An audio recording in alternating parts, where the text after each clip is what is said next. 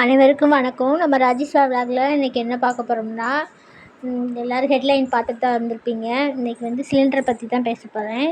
இப்படி சிலிண்டர் விலை கூடுச்சுன்னா, இந்த மாதிரி வீட்டிலேயே வச்சு மெஸ் வச்சு நடத்துகிறவங்களுக்கு ரொம்ப கஷ்டமாக இருக்கும். ஹோட்டல் வச்சு நடத்துகிறவங்களுக்கும் அப்படி தான். எங்களோட வாழ்வாதாரமே அதுதான். எங்களுக்கு வேறு வேலைக்கு போகவும் முடியாது.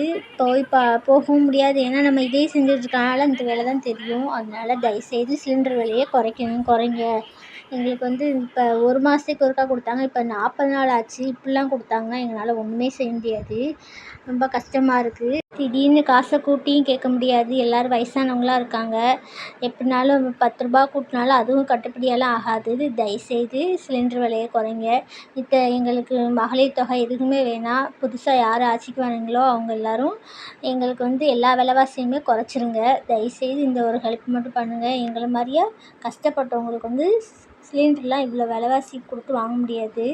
அதுக்கப்புறம் எண்ணெய் விலை, பருப்பு, அரிசி எல்லாமே கூடி போச்சு. இப்படி எல்லாமே கூடிச்சுன்னா நாங்கள் எப்படி சமையல் பண்ணி கொடுக்க முடியும்? மாட்டேன்னு சொல்லவும் முடியாது. ஓகேங்க, பாய். அடுத்த வீடியோவில் பார்ப்போம்.